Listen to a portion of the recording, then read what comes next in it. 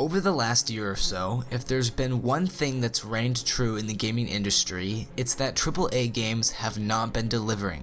Battlefield 2042, Call of Duty Vanguard, Deathloop, Far Cry 5, 6, and Back 4 Blood, and even Halo Infinite has had some hot water decisions that definitely don't give the game the greatest look. But indie games have been gaining more popularity over the last few years that have proved that to make a successful game, one doesn't need a large dev team. But why am I bringing this up? Well, it's not a hidden fact that Battlefield 2042 was a major flop so far. So what the hell was I going to play to waste my time and sense of good moral? BattleBit Remastered is what I ended up stumbling upon. Sadly, I would find out that the game is not even out, rather in an early access playtest, but the servers were not online, unlike the Pro Mod game, which I showed off on my secondary channel, which is also an early access playtest. And I discovered that I would then have to wait for a playtest to come about by joining the Discord server and waiting. After a month of joining the Discord server, I got my first chance to play the game. I was just in number one in game, coming straight into the game. Finally with the game, let's fucking go. Wait, listen to that British guy.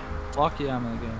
Yeah, so I only played for around 15 minutes before the playtest ended, and I was instantaneously hooked. I've gone about to play around 8 hours of the game so far, through various different playtests, and I thought I would give my opinions on the game so far, seeing as it's clearly coming in as a possible replacement to Battlefield 2042, a game which I had been really excited for, and thus, this game has sort of really piqued my interest. So rule of thumb, don't get too hyped. I did this with Cyberpunk, and I did this with 2042. Big mistake. So coming in, I have to realize that what I'm playing right now is subject to change, and what there is in the game is subject to change. But from what there is right now, I can definitely tell that there is a lot of worthy hype. When it comes to game modes, there's a wide selection, from Capture the Flag to Rush. And I even got a chance to play a gun game mode during one of the playtests, which was really fun. Matches can go from 32 players versus 32 players, and 64 players versus 64 players, and even 128 players v 128 players, which is bigger than Battlefield 2042's promised game mode. And getting to play on these servers, they work. Even on a playtest server, where these servers are not even official and they're still gonna get improved upon, the servers hold up well for the amount of players that are on there. And I didn't experience a lot of rubber banding, or I didn't feel like the game's controls were jittery or clunky at all. If you download the game right now, there is one thing you can do. You can go into the practice range and get to try out all the weapons. There is a wide selection of weapons in the game, and each one has its own unique personality, feel, and kit. The selection is way bigger compared to 2042.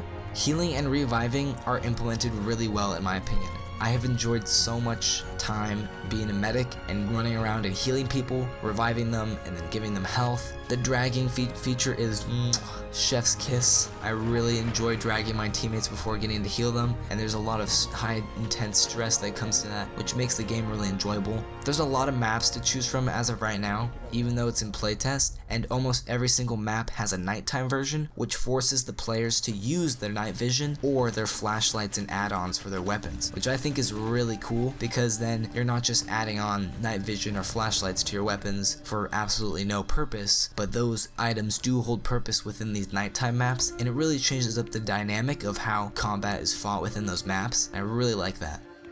Proximity voice chat and squad voice chat is amazing, and I have really enjoyed it. It reminds me a lot of squads chat. I'm not sure if there's a squad leader chat like there is in the squad game, but proximity voice chat with enemies and comrades, and then the squad voice chat for your own squad, I really like that. And unlike 2042, it has a team and all chat. So overall, I'm actually really looking forward to the release of this game. Now, as of right now, as far as I know, there is no determined date of the game to come out. I'm really hoping it comes out sometime during the summer. At the same time, not trying to get too excited about it. So for now, just being in early access, I would give this a solid 3D Tetris out of Tetris. Maybe when the release comes out, I would love to maybe come back on it, maybe a year after release, not exactly after, seeing how the game might get released as of this year. But I'd love to definitely come back to this game and see if it deserves a lower or higher score. But honestly, really excited and really happy something's gonna take up my time, since 2042 has been